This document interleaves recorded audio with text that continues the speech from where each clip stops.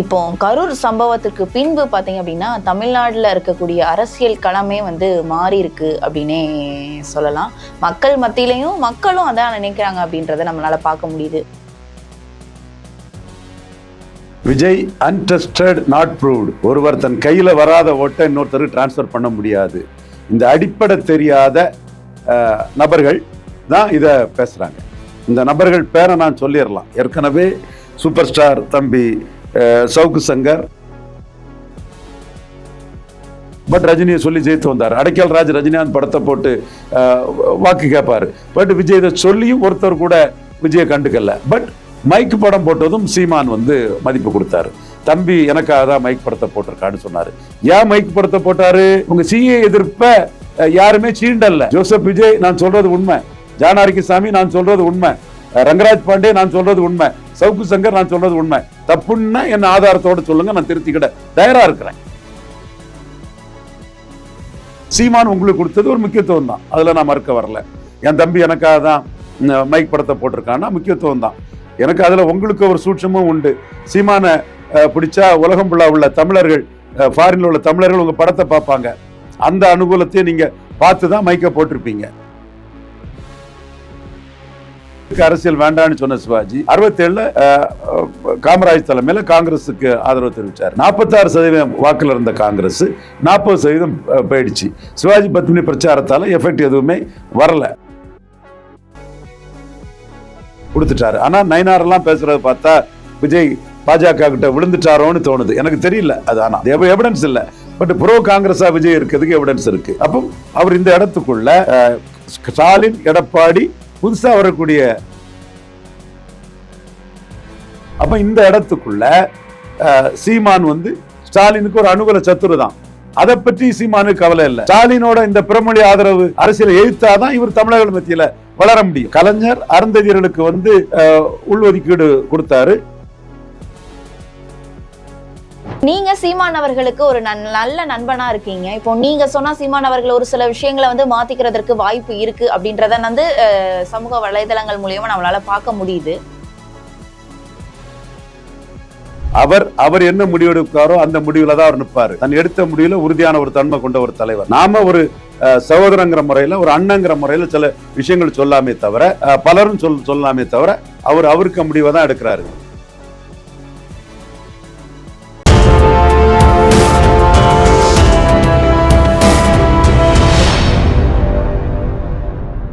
You Tamil நேயர்களுக்கு வணக்கம். நான் உங்கள் பிருந்தா சங்கர். இன்று நம்மோடு சிறப்பு விருந்தினராக இணைந்திருப்பது மூத்த அரசியல் திறனாய்வாளர் ரவீந்திரன் துரைசாமி அவர்கள். வணக்கம் சார். வணக்கம் பிருந்தா. எப்படி இருக்கீங்க? நல்லா இருக்கமா? நல்லா இருக்கிறியா? நல்லா இருக்கேன் சார்.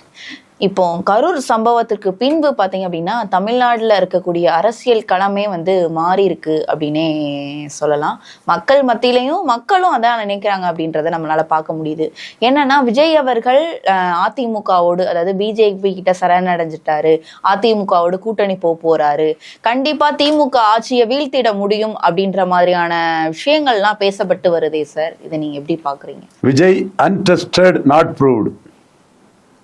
ஒருவர் தன் கையில வராத ஓட்டை இன்னொருத்தருக்கு டிரான்ஸ்ஃபர் பண்ண முடியாது. இந்த அடிப்படை தெரியாத நபர்கள் தான் இதை பேசுறாங்க. இந்த நபர்கள் பேரை நான் சொல்லிடலாம். ஏற்கனவே சூப்பர் ஸ்டார் தம்பி சவுக்கு சங்கர் அவர் கிராமப்புற உள்ளாட்சியில விஜய் 3வது இடம், விஜய் மக்கள் மன்றம் 3வது இடம்னாரு. நான் ஆதாரம் கேட்டேன், பின்னங்கால் பரடி பெற ஓடிட்டாரு. ஆதாரம் கிடையாது. அது விஜய் தரப்புல பிராண்டிங் மாஸ்டர் போட்டு பணம் கொடுத்து பரப்பக்கூடிய பொய் செய்தி. கஸ்தூரி சங்கர் இன்னைக்கு பாஜகவில் சேர்ந்திருக்காங்க. அந்த அம்மையார்ட்டையும் ஆதாரம் கேட்டேன். அவங்களும் இருந்தால் தானே கொடுப்பாங்க, அவங்களும் போயிட்டாங்க. அடுத்து தம்பி ஆதன் மாதேஷ், அவர்கிட்ட கேட்டேன். அவரு புஷி ஆனந்திட்ட கேட்டாரு, கொடுக்கல. அவர் கும்பிடு போட்டு, சார் ஆடி சார் நீங்க தான் சார் கரெக்டு, மோசடி பண்ணிட்டாங்க சார், மோசடி பேர்வழிகள் சார்ன்னு அவரு அதை ஒத்துக்கிட்டு போயிட்டாரு. இதே மாதிரி தான் விஜயோட எல்லா நடவடிக்கைகளும் இருக்கும். இப்போ பிராண்டிங் மாஸ்டர் ஜான் ஆரோக்கியசாமியை போட்டு பிராண்டிங் வேலைகளை பண்றாங்க. விஜய் பலன் நிரூபிக்காதவர். அதாவது விஜயகாந்த் பலன் நிரூபித்தவர். 8.2 முதல்ல நிரூபிச்சாரு, அப்புறம் 10% நிரூபிச்சாரு.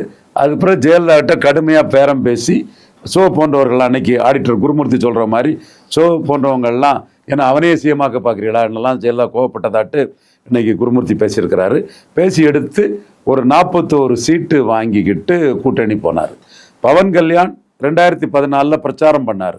2019 அவர் தனியாக நின்று 7% வாக்கு எடுத்தார். அந்த 7% வாக்கு எடுத்தவர் நாயுடு கூட கூட்டணிக்கு போனார். இப்போ விஜய்க்கு என்ன ஓட்டு இருக்கு? எந்த ஊர்ல ஓட்டு இருக்கு? யாரை யார் ஏமாத்துறா? நாட்டில் தமிழன் எல்லாம் இழிச்ச வாயன் ஏமாளின்னு பீகாரி ரங்கராஜ் பாண்டே நினச்சிக்கிட்டாரா? ரங்கராஜ் பாண்டே சீமானுக்கு மேல வன்மத்தில் பேசக்கூடிய ரங்கராஜ் பாண்டே பலம் நிரூபிக்காத ஒருத்தருக்கும் பலம் நிரூபிச்சவருக்கும் உள்ள வித்தியாசம் தமிழர்களுக்கு தெரியாது நினைச்சுக்கிட்டீங்களா? ரங்கராஜ் பாண்டே தெரியும். ரங்கராஜ் பாண்டியோட கருத்தும் என் கருத்தும் ஒரு 70% ஒன்னா இருக்கும். தம்பி தான், அது வேற விஷயம். பட் மாறுபடக்கூடிய கருத்தை ஓங்கி அடிச்சு நெத்தி அடியா மக்கள் மத்தியில் அந்த ஆள் மோசடி பண்ண வர்றான். பலம் நிரூபிக்காத ஒரு விஜயங்கிறதும் 8.2 எடுத்த சீமான்ங்கிறதும் சீமான் மேல வன்மத்திலையும் காழ்ப்புணர்ச்சியிலும் ரங்கராஜ் பாண்டேயும் சவுக்கு சங்கரும் திரியிறாங்கிறத நம்ம மக்கள் மத்தியில் கொண்டு போயிடணும். தனிப்பட்ட முறையில் அவங்க மேல எனக்கு எதுவும் கிடையாது. சவுக்க கவர்மெண்ட் ஹராஸ் பண்றது தவறு. அது மட்டும் இல்ல, சவுக்கு சூப்பர் ஸ்டார் தான். இவரும் ஊடக உலகில் ஒரு ஜாம்பவன் தான். பட் பல நிரூபிக்காதவனையும் பல நிரூபிக்கவனுக்குள்ள வித்தியாசம் தெரியாதது அட்டுத்தனம், அது அறியாமை, அல்லது அது திட்டமிட்ட மோசடித்தனம். எதுனாலும் அதை நீங்க எடுத்துக்கிடுங்க. நாம் அதுல தெளிவாக தான் இருக்கிறேன். 2024 விஜய் ஒரு கட்சியை ரெஜிஸ்டர் பண்ணி வச்சுக்கிட்டு 39 தொகுதியில் கேண்டிடேட் போடாம அவர் சிஏ எதிர்ப்புன்னு ஒரு அறிக்கையை மட்டும் கொடுத்தாரு. அதை யாருமே 39 வேறு திமுக அணி ஜெயித்த யாருமே கண்டுக்கல. அப்போ விஜய்க்கு சிஏ எதிர்ப்பை சொல்லி அந்த 39 திமுக கூட்டணி வேட்பாளர் யாருமே வெற்றி பெறல. நவாஸ்கனியும் அதை பற்றி பேசல. 10 காங்கிரஸ் ஆட்களும் பேசல. இது விடுதலை சிறுத்தைகள் ரவிக்குமாரும் திருமாவளவனும் பேசல. ஒருத்தர் கூட ஈஸ்வர அண்ணனுக்கு கேண்டிடேட் கூட பேசல. ஒருத்தர் கூட இது விஜய் சிஏஏ எதுக்குறாரு, விஜய் ரசிகர்கள் ஆதரவு எங்களுக்கு தான் விஜய் ஒரு ஆளா மதிக்கல. இப்ப ரஜினிகாந்த் இந்த மாதிரி சொன்னா நலமராஜன் ரஜினியை சொல்லியே ஜெயித்து வந்தவர் புதுச்சேரியில். அவர் பெரிய பவர்ஃபுல் பர்சன். பட் ரஜினியை சொல்லி ஜெயித்து வந்தார். அடைக்கல் ராஜ் ரஜினிகாந்த் படத்தை போட்டு வாக்கு கேட்பாரு. பட் விஜய் இதை சொல்லியும் ஒருத்தர் கூட விஜயை கண்டுக்கல. பட் மைக் படம் போட்டதும் சீமான் மதிப்பு கொடுத்தாரு. தம்பி எனக்காக தான் மைக் படத்தை போட்டிருக்கான்னு சொன்னாரு. ஏன் மைக் படத்தை போட்டாரு? உங்க சிஏ எதிர்ப்ப யாருமே சீண்டல்ல. ஜோசப் விஜய் நான் சொல்றது உண்மை, ஜானாரிசாமி நான் சொல்றது உண்மை, ரங்கராஜ் பாண்டே நான் சொல்றது உண்மை, சவுக்கு சங்கர் நான் சொல்றது உண்மை. தப்புன்னா என்ன ஆதாரத்தோட சொல்லுங்க, நான் திருத்திக்கிட்ட தயாரா இருக்கிறேன். சீமான் உங்களுக்கு கொடுத்தது ஒரு முக்கியத்துவம் தான், அதுல நான் மறுக்க வரல. என் தம்பி எனக்காக தான் மைக் படத்தை போட்டிருக்கான்னா முக்கியத்துவம் தான். எனக்கு அதுல உங்களுக்கு ஒரு சூட்சமும் உண்டு. சீமான பிடிச்சா உலகம் ஃபுல்லா உள்ள தமிழர்கள், ஃபாரின்ல உள்ள தமிழர்கள் உங்க படத்தை பார்ப்பாங்க. அந்த அனுகூலத்தையும் நீங்க பார்த்து தான் மைக்க போட்டிருப்பீங்க. ஓகே. அடுத்து விக்கிரவாண்டி இடைத்தேர்தல் வருது. விக்கிரவாண்டி இடைத்தேர்தலில் கள்ளக்குறிச்சி சாராய சாவை பார்த்தாரு விஜய். கள்ளக்குறிச்சி சாராய சாவை விஜய் பார்த்ததுக்கு முதல்ல விக்கிரவாண்டியில் போலிங் குறைஞ்சிருக்கணும், கூடிட்டு திமுகவுக்கு போலிங் குறைஞ்சிருக்கணும். 23% ரெட்டல வாக்கு உதயசூரியனுக்கே வந்துட்டு. நோட்டாவுக்கு ஓட்டு கூடி இருக்கணும், நோட்டாவுக்கு ஓட்டு குறைஞ்சிடுச்சு. ஜானாரிசாமி என்ன சொன்னாரு? 50,000 ஆன்லைன் ஓட்டர்ஸ் இருக்காங்க, 20% ஆன்லைன் ஓட்டர்ஸ் விஜய்க்கு இருக்கிறாங்க. அப்போ விஜய் நம்பி யாராவது ஓட்டு போட்டாங்கன்னா இதுல 3ல ஏதாவது ஒண்ணு நடந்திருக்கணும் இல்ல. நான் சீமான் அன்னைக்கு சொன்னதையே சொல்றேன். அண்ணனும் தம்பியும் சேர்ந்தா உதயநிதி ஸ்டாலினை விட்டுருவோமான்னு கேட்டாரு. ஏதாவது ரியாக்ஷன் இருந்ததா? ஜானாரிசாமி சீமான்ட்ட காலையில இருந்து சாயங்காலம் வரை பேசுவாரு. 20% ஓட்டு இருக்கு, பேசி விட்டுருங்க. 20% ஓட்டு இருக்கு, பேசி விட்டுருங்க. 20% ஓட்டு இருக்கு, பேசி விட்டுருங்க. 20% ஓட்டு இருக்கு, பேசி விட்டுருங்கன்னு டெய்லி சீமான் விஜயை பற்றி ஏதாவது பேசி விஜய்க்கு 20% ஓட்டு இருக்கு, அந்த ஓட்டு சீமானுக்கு கண்டஸ்ட் பண்ணாததுனால சீமானுக்கு வந்துடுறன்னு ஒரு பொய்யா போலியா ஒரு ஏட்டு சொரக்கா ஒரு காகித புலி கட்டமைப்பை செய்தாரு, ஊடகங்களை எழுத வச்சாரு. நாம தான் இவங்க ஊதி பறக்கக்கூடிய பலூன்ல ஊசியை வச்சு குத்தி நோட்டாக்கு ஓட்டு குறைஞ்சிட்டு எக்ஸ்போஸ் பண்றோம். ரங்கராஜ் பாண்டேயும் சவுக்கு சங்கரும் இதை பற்றி பேசவே இல்லை. நான் ஆதாரம் இல்லாம உண்மைக்கு புறம்பா சகோதரர் ஜோசப் விஜய பேசுறோம்னா என்கிட்ட யார் வேணாலும் கேளுங்க. நான் உண்மையை தான் பேசுறேன் இந்த இடத்துக்குள்ள. அதுக்கு பிறகு விஷயத்தை புரிஞ்சுக்கிட்ட சீமான் ஈரோடு கிழக்குல சீமானுக்கு ஆட்கள் அஜித் அண்ணா பைக்கு, சீமான் சின்ன மைக்கு, அஜித் அண்ணா பைக்கு, சீமான் சின்ன மைக்கு, அஜித் அண்ணா பைக்கு, சீமான் சின்ன மைக்கு. அப்போ நான் ஒன்றும் அஜித்துக்கு ஓட்டுருக்குன்னு சொல்ல வரல, விஜய்க்கு ஒன்றும் இல்லைன்னு சொல்லி விஜய வந்து கருவாட்டு சாம்பார்னு சொல்லி வலமும் போகாம இடமும் போகாம நடுப்புல போனா காலி ஆயிடுவான்னு சொல்லி அவங்க முன்னோட 8% வாக்கு அதிகம் எடுத்தாரு சீமான். ஸோ இத்தனைக்கும் அதிமுகவும் செல்வர் ராஜு நோட்டாவுக்கு தான் ஓட்டு போட சொன்னார். அப்போ பலம் நிரூபிக்காத ஒருத்தருக்கு ஓட்டு கிடையாது. இது விஜய் விஷயத்துல மட்டும் இல்லை, இதை வந்து சிவாஜி விஷயத்திலே சொல்லலாம். 1967 முதல்ல நடிகருக்கு அரசியல் வேண்டான்னு சொன்ன சிவாஜி 67 காமராஜ் தலைமையில் காங்கிரஸுக்கு ஆதரவு தெரிவித்தார். 46% வாக்கில் இருந்த காங்கிரஸ் 40% போயிடுச்சு. சிவாஜி பத்மினி பிரச்சாரத்தால் எஃபெக்ட் எதுவுமே வரல. அப்போ பலம் நிரூபிக்காத ஒருத்தருக்கு வாக்கு இல்லை. அதே மாதிரி ஜானகி அம்மையார் வந்து சிவாஜிக்கு 50 சீட்டு கொடுத்தாங்க. 50 சீட்டு கொடுத்ததுல 47 சீட்டில் ஓட்டே கிடையாது. 3 சீட்டில் மட்டும்தான் ஓட்டு எடுத்தாங்க. சிவாஜி திருவையாறில், வாண்டையார் ஆலங்குடியில், தென் ராதாகிருஷ்ணன் நாகர்கோயிலில் 3 சீட்டில் தான் 20% மேலே எடுத்து டெபாசிட் கிடைச்சிது. மற்ற தொகுதியில் 3% 4% ஓட்டு தான். இன்னும் என்ன சொல்ல, எங்க அண்ணன் ரஜினிகாந்த் 80 ரெட் கலர் பனியனை போட்டுக்கிட்டு இதெல்லாம் பண்ணாரு. 40% ஓட்டு தான் திமுக தமாக வந்தது. அவங்களோட பேசிக் ஓட்டு தான் வந்து அதில் ஒன்றும் வரல. ரஜினி பிரச்சாரம் பண்ணி ஒன்றும் வரல. ஜெயலலிதா குண்டு வெடிப்பில் 30 சீட்டு ஜெயலலிதா அம்மையார் வந்து வெற்றி பெற்றுட்டு போயிட்டாங்க. நான் அன்னைக்கு அவங்க கூட இருந்தேன். எங்கள் பிரதமர் வாஜ்பாய், உங்கள் பிரதமர் யாருங்கிறத ஜெயலலிதா அம்மையார் கேட்க வைக்கிறதே என்னோட அறிக்கை. பாமக துணைத் தலைவர், செய்தி தொடர்பாளர், அரசியல் தலைமை குழு உறுப்பினராக நான் கொடுத்த அறிக்கை எடுத்து தான் ஜெயலலிதா அம்மையார் வந்து அதுக்கு அடுத்த நாள் நான் தினத்தந்தியில் கொடுத்த பிறகு தூத்துக்குடி கூட்டத்தில் எங்கள் பிரதமர் வாஜ்பாய், உங்கள் பிரதமர் யாருன்னு வாஜ்பாய் முன்னிறுத்தி ஜெயலலிதா அம்மையார் பேசினாங்க. 30 சீட்டு ஜெயித்தாங்க. அண்ணன் ரஜினிகாந்த் வந்து எங்கள் அணிக்கு எதிராக பிரச்சாரம் பண்ணும்போது, டிவியில் பிரச்சாரம் பண்ணும்போது எந்த தாக்கமும் ஏற்படுத்தலை. 30 சீட்டு ஜெயித்தோம். நான் கூட 17-18 சீட்டு தான் நான் எதிர்பார்த்தேன். குண்டு வெடித்ததுனால 30 சீட்டு ஜெயித்தது. அடுத்த 2004 அண்ணன் ரஜினிகாந்த் வந்து பாமகவுக்கு எதிராக பிரச்சாரம் பண்ணார். எல்லா சீட்லையுமே பாமக ஜெயித்துட்டாங்க. நான் வந்து 2009 யாதவர்கள், அன்பாளன் யாதவ், கிருஷ்ணகாந்தன் யாதவ், உடையார் சங்கம், வாண்டையார்களோட ஆதரவு, அகமுடையார்கள் ஆதரவு, செங்குந்தர்கள், உடையார்கள், இப்படி பர்கவகுல உடையார்கள், மண்பாண்டம் செய்யக்கூடிய உடையார் சகோதரர்கள், இப்படி எல்லார் ஆதரவையும் திரட்டி பத்திரிகைகளில் வெளிப்படையாக சொல்லி பாமக அனைத்து தொகுதியிலும் தோக்கடிக்க போறோம்னு சொல்லி அந்த சமூக நீதி சூறையாடலுக்கு எதிராக நாங்கள் ஒரு கலாமை வச்சு பாமகவை அனைத்து தொகுதிகளிலையுமே தோக்கடிக்க முடிஞ்சது. ஆனால் 2004 அண்ணன் ரஜினிகாந்த் நினைச்சும் தோக்கடிக்க முடியல. அல்லு அர்ஜுன் வந்து ஜெகனுக்கு ஆதரிச்சும் எந்த ஓட்டும் வரல. ஆனால் பலம் நிரூபித்த இவர் பவன் கல்யாண் 7% ஓட்டை நிரூபித்தவர் வாக்கை டிரான்ஸ்ஃபர் பண்ணி கொடுத்து நாயுடுவை வெற்றி பெற செய்தார். ஓகே, சமூக ரீதியாக நாங்கள் பாமகவை தோக்கடிச்சுமே தவிர அண்ணன் ரஜினிகாந்த் வந்து சோனியாவுக்கு அலை அடிக்கும் போது 60% ஓட்டு சோனியாவுக்கு வரும்போது அந்த கருத்தை சொல்லும் போது அண்ணனை வச்சு எந்த ஒரு கேண்டிடேட்டையும் தோக்கடிக்க முடியலை. எல்லா வேட்பாளர்களுமே அன்னைக்கு வெற்றி பெற்றுட்டாங்க. 98 ஒரு 9 வேட்பாளர் தவிர மீதி எல்லாருமே வெற்றி பெற்றுட்டாங்க. ஸோ பலம் நிரூபித்த ஒருத்தர் தான் வாக்கை டிரான்ஸ்ஃபர் பண்ண முடியுமே தவிர பலம் நிரூபிக்காத ஒருத்தருக்கு வந்து வாக்கு வலிமை கிடையாது. இதுதான் யதார்த்த உண்மை. நீங்கள் இதை பார்க்கணும்னா 1000 உதாரணங்களை இதுக்குள்ள சொல்ல முடியும். ஸோ இந்த இடத்துக்குள்ள விஜய் பலம் நிரூபிக்காதவர், அன்டெஸ்டட் நாட் ப்ரூவ்டு. அறிவு நாணயம் மற்றவர்கள் தான் அன்டெஸ்டட் நாட் ப்ரூவ்டுக்கு ஓட்டு இருக்கதா சொல்லுவான். அதே வேளையில் விஜயால நான் நாணயமாக சொல்கிறேன், க்ரௌட் புல்லிங் கெப்பாசிட்டி உள்ள ஒருத்தர் 214 கேண்டிடேட் போட்டால் அவருக்கு ஒரு ஓட்டு வலிமை வரும், விஜய்க்கும் ஒரு ஓட்டு வலிமை வரும். அது எவ்வளவு என்னதுங்கிறதுல மாறுபட்ட கருத்து பலருக்கும் இருக்கலாம். அது அப்படி அவர் போட்டாருன்னா 2026 மே மாதம் தேர்தல் ஆணையம் அதை சொல்லிடும்.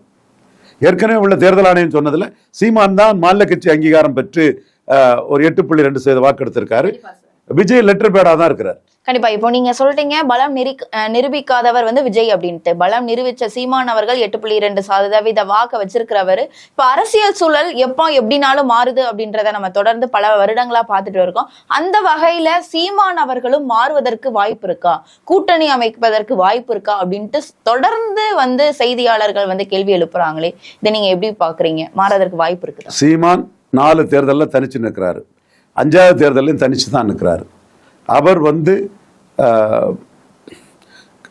ஸ்டாலின் எடுத்த 47% வாக்கையும், எடப்பாடி ஐயா எடுத்த 23%, ஸ்டாலின் ஐயாவுக்கு தலைமையில் அவரை முன்னிறுத்தி எடுத்த இந்த வாக்கையும் அந்த வாக்கையும் குறி வச்சு 70% வாக்கை குறி வச்சு அவர் இந்த முறை மிகப்பெரிய ஒரு பொலிட்டிக்கல் வீகத்தை அமைச்சு போறாரு.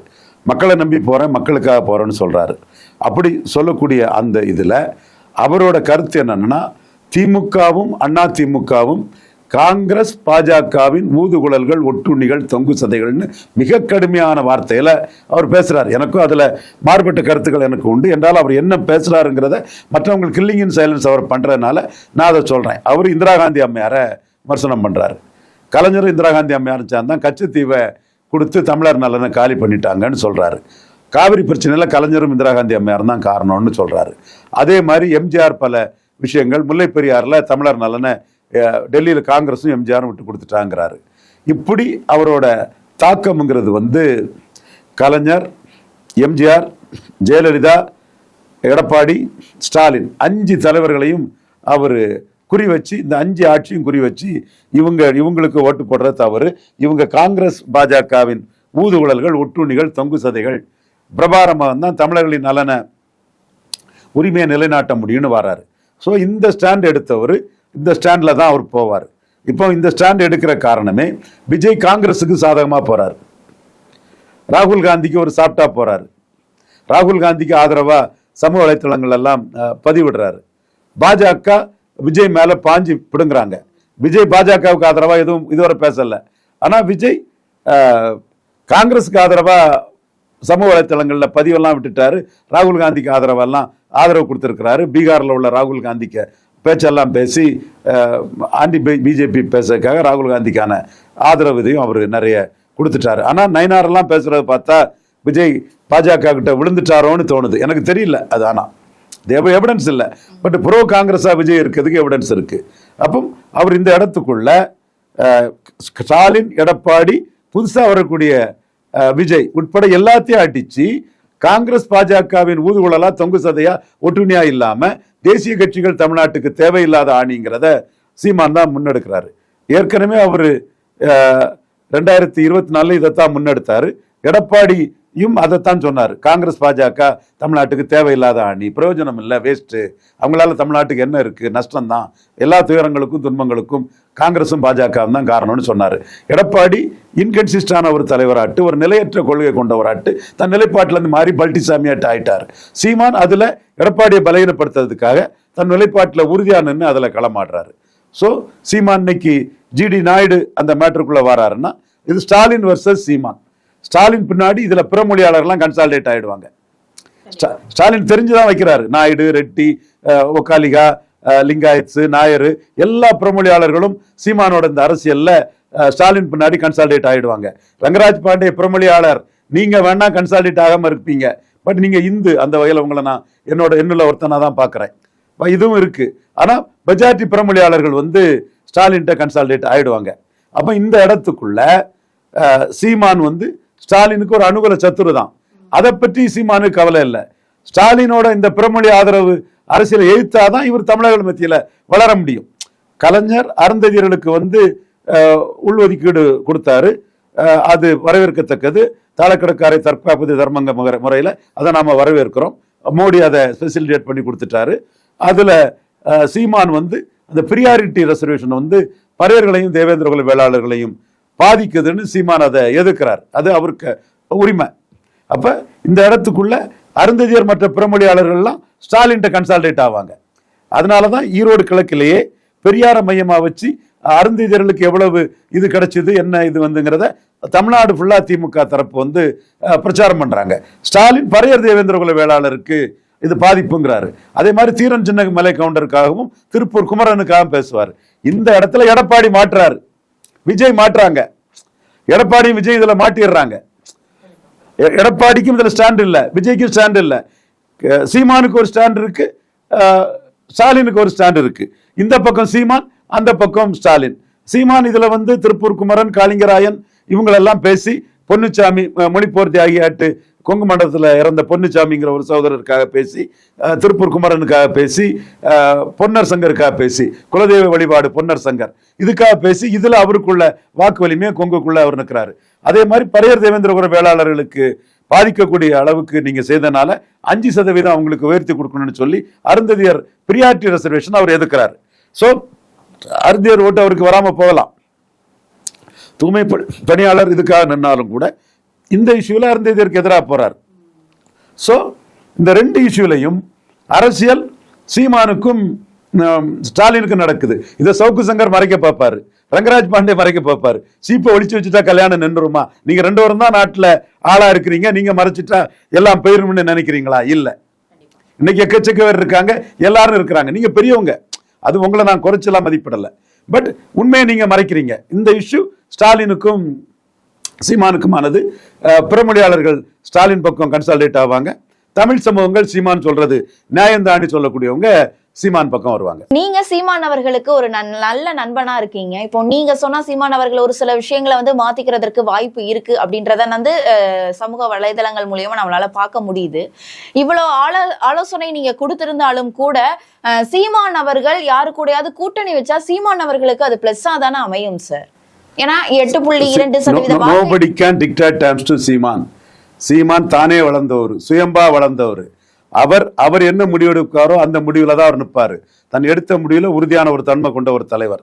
நாம ஒரு சகோதரங்கிற முறையில, ஒரு அண்ணங்கிற முறையில சில விஷயங்கள் சொல்லாமே தவிர, பலரும் சொல்லாமே தவிர, அவருக்கு முடிவை தான் எடுக்கிறாரு. அந்த விஷயத்துல என்னோட முடிவும் அவர் தனிச்சு நிற்கிறது தான் சரிங்கிறதா என்னோட முடிவும். ஏன்னா அவர் அந்த அளவு ஹீரோயிசமா நின்றுட்டாரு. ஸோ அவர் தனிச்சு நிற்கிறது தான் சரிங்கிறது என்னோட முடிவு.